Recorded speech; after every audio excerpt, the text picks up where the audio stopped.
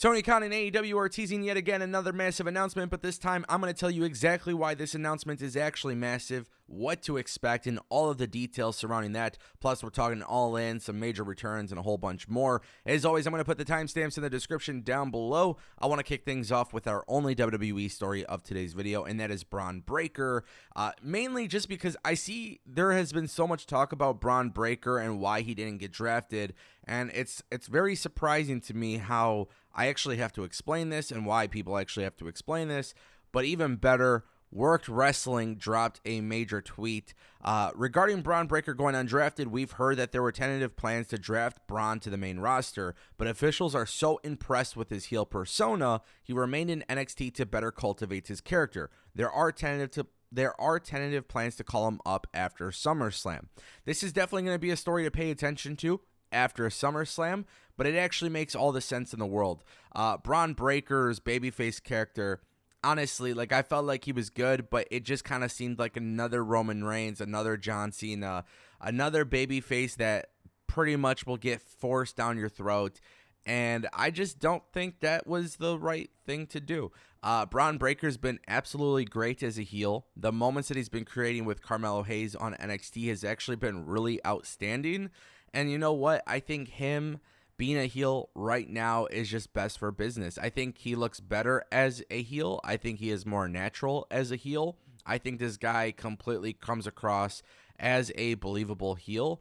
It's actually been really refreshing to see, because I think what often happens in WWE is sometimes they're looking for that next babyface and they keep trying it and trying it and trying it, and it's not that it's not working, but it's just almost like a cycle that we've seen with other people. So I think this is the right move with Bron Breakker. This is why he wasn't drafted, but nonetheless, we'll keep him moving. Guys, I want to turn our attention to AEW All In. Will Ospreay is expected to be on the show. While speaking to the Wrestling Observer radio audience, Dave Meltzer had made a note that Ospreay has been booked for the show, saying that Will Ospreay, as of a couple days ago, was booked on the show. He says he doesn't know Will Ospreay's opponent, but he doesn't know the match or anything like that, but he does know that he is on the card.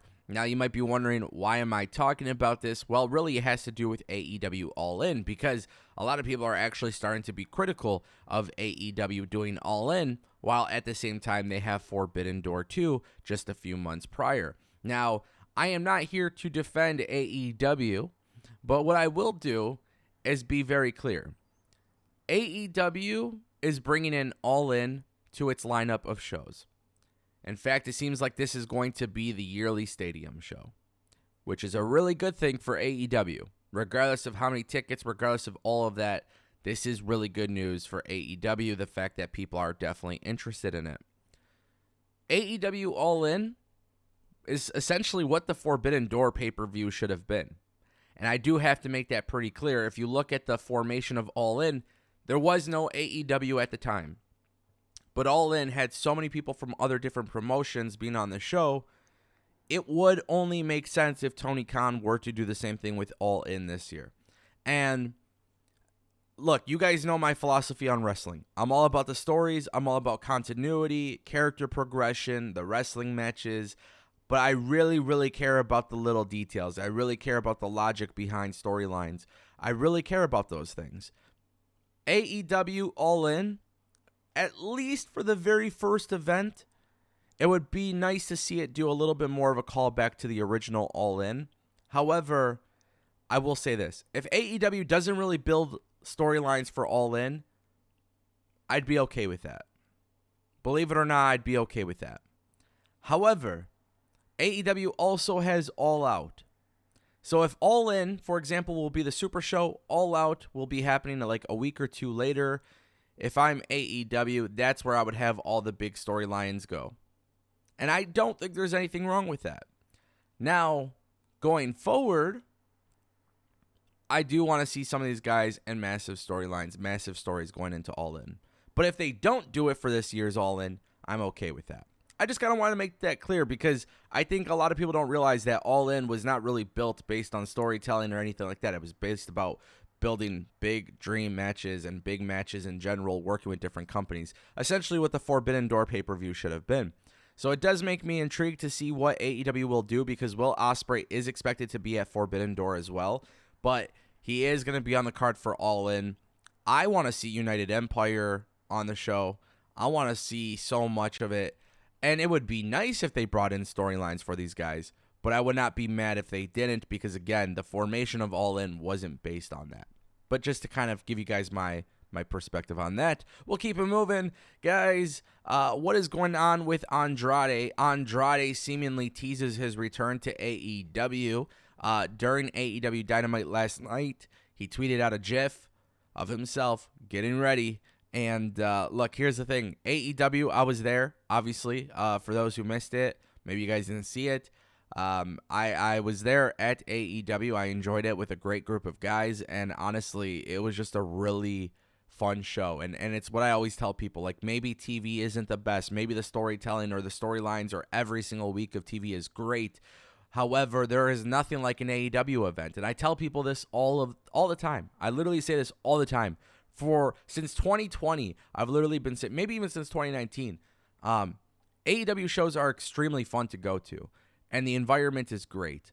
And you're living in the moment, you're reacting in the moment, you're enjoying it in the moment. The crowd in Detroit was absolutely hot. To bring back Andrade, I feel like that's a no-brainer, because the AEW audience will pop for Andrade. If you give them something to care about, people will care about Andrade. The problem is, so far in AEW, they have not done anything with Andrade to make people care. Bringing back Andrade is a good move, especially when you consider the fact that AEW has already teased something massive with Miro and Thunder Rosa.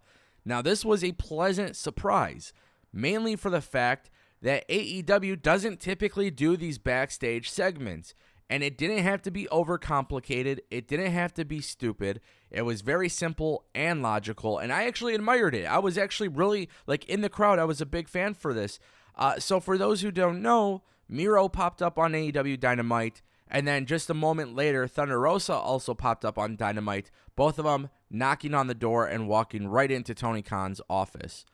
AEW doesn't do stuff like this. However, instead of Miro talking to Renee Paquette, instead of Thunder Rosa talking to Renee Paquette, they're going into the office of Tony Khan. Now, this, to me, as soon as it happened, it spelled out AEW Collision. Now, it just turns out that Sean Ross Sapp, Fightful, just reported the other day that returns of Miro and Thunder Rosa, as well as other wrestlers, are basically tied directly to the debut of AEW Collision. So, again, there's not expected to be this hard brand split, but Tony Khan is looking at using underutilized talent and putting them on Collision and stacking up the show. I'm on board with it. I want to see guys like Miro. I want to see Andrade. I want to see House of Black on TV every week. There's a lot of guys not being used every week. And for some reason, when I point this out, wrestling fans get offended. They're mad. They're angry. But the truth is, if that's what I want to see on my TV and I'm not getting it on my TV, of course I'm going to be vocal about it, because these guys were all brought into AEW under the assumption that they'd be treated like a big deal, and that wasn't the case. And I will continue to be very vocal about this. If I feel like talent are being underutilized, I will always speak up for the talent. Now, if anybody listens, that's up to them, but that's not going to stop me from talking about it. So when I saw this happen, I was very excited to see that AEW took a very small, very, very small approach to building excitement up for these people showing up on TV. You don't need to cut crazy promos. You didn't have to do a video package here. Just a nice little backstage segment. These are the things that AEW doesn't do, but it was perfect. It was executed very well, and it leads us to our final topic, which is AEW's major announcement. For those who don't know, for those who don't look at all the details, AEW Collision is expected to be next week, Wednesday. Now, the reason for this is very clear. Warner Bros. Discovery has the upfronts. AEW is expected to announce the new TV deal. There is so much at stake here for AEW. Obviously, Tony Khan wasn't going to announce this in Detroit, but he had to let people know that this is a massive announcement that's coming. And listen, I am the most critical person when it comes to AEW teasing their announcements. I talk about it all the time. And, it's one of those things where this time, this is worthy of a TV announcement. Okay?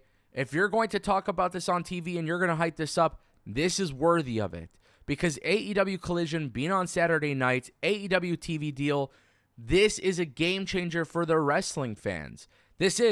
I'm going to explain it to you with one word: money. For those who don't get it, money is everything in the world of wrestling. If Tony Khan gets this new deal at the rumor number of $1.1 billion, which, by the way, that hasn't been confirmed, but that's the rumor, that is some serious money. It's not the same as WWE, nor do I care. It's pretty damn close. And the best part is, WWE is going to make billions on their TV deal because they have all of this content and all this stuff. AEW's only been around for 4 years. So, to their credit, if they can get a $1 billion per year, $1 billion, contract for, let's say, 4 or 5 years, you're making $200-something million a year. You guys got to understand that Tony Khan's got more money to play with from AEW. It turns AEW into a profitable machine. And then at the same time, too, AEW can afford way more. You guys want to see change within AEW? Money is a part of that. And obviously, Tony Khan's a billionaire, but it's important that AEW is generating serious money. This is one of those things for wrestling, with them announcing Collision, a new TV deal. Obviously, getting Miro and Andrade and Thunder Rosa and other talent on TV. Those things matter. Now, I do not know how I feel about the Saturday time slot because I just don't know. I still don't believe that's a good time slot. But you know what? At this point, if I got to watch it on DVR, I got to watch it on DVR. Okay? It's as simple as that. But nonetheless, this is actually worthy of an announcement. The TV deal stuff is massive. I don't think people understand how massive it is. If you're one of those people who are fantasy booking people coming into AEW and stuff like that, Tony Khan's now going to have a lot of money with this new TV deal. And, by the way, let me just quickly remind you, since 2019, I had been talking about the eventual plans of AEW's TV deal. And those didn't come from other reports. Those didn't come from anything like that. Go back and watch the videos, and you will see how I've correctly predicted all of this happening. And I've been saying this stuff was going to happen because I've had conversations with people that worked in television. There is a serious itch for pro wrestling content right now. It's live every week, sometimes several times a week. There is a lot of money in that. So when somebody says, oh, AEW Rampage has less than 300K viewers, I don't entertain those conversations. I don't. Because there is something so much more larger at play. This is a very good time to be a wrestling fan. Whether you love or hate AEW, I'm not sitting here trying to convince you otherwise, but don't buy into the trolls, because at the end of the day, a new TV deal, AEW Collision, all of this stuff is actually going to benefit the fans more than anything. It does. Yes, AEW needs the big-time money deals, but the comparisons to WCW and all this stuff, that stuff don't work anymore. The money is all it's all a game changer for them. You want Mercedes money? Well, when you get $1 billion TV deal, that's a lot more possible. You want Drew McIntyre in AEW? That's a lot more possible. When people come in, you're going to see people go, because WWE is obviously massive. So you're going to see people swap companies. But guess what? More money, more resources. More resources allows for more creativity. More creativity allows for new competition, and more competition, and most importantly, fans have something excited to watch. I think AEW has its flaws. I think WWE has its flaws. But I can genuinely say it feels like it's going in the right direction. And we'll see what happens. I appreciate you guys watching. A little bit of a longer video, but obviously a massive one at best. I'll see you guys next time.